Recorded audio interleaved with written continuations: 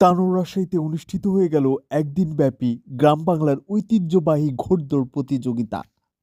খেলা উপভোগ করার জন্য ছুটে আসেন বিভিন্ন গ্রাম ও জেলা উপজেলা থেকে হাজারো নানা শ্রেণী পেশার মানুষ। উক্ত খেলা উপভোগ করেন সকাল থেকে সন্ধ্যা পর্যন্ত। বিজয়ীদের মাঝে পুরস্কার বিতরণের মাধ্যমে খেলাটির পরিসমাপ্তি ঘটে।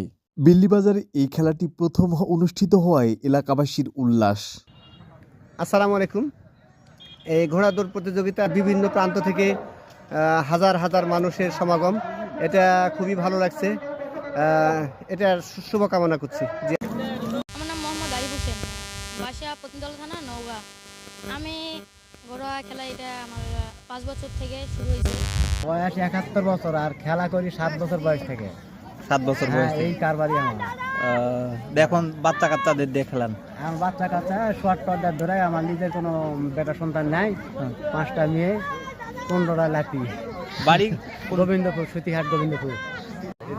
আপনারা কোথা থেকে এসেছেন খেলতে? তানোর থেকে। পছন্দ হয়ে গেল, আমার দেখতে ভালো লাগলো। ঘোড়াদৌড় প্রতিযোগিতায় অংশগ্রহণকারী ঘোড়ার সংখ্যা মোট আনুমানিক 35 থেকে 40, যাদের মধ্যে কয়েকটি দল বিভক্ত হয়ে খেলায় অংশ নেয় তারা। পুরস্কারটি বড় নয়, খেলাটি মানুষের মাঝে এমনভাবে তারা উপস্থাপন করেছে যেটি বলা অপেক্ষা রাখে।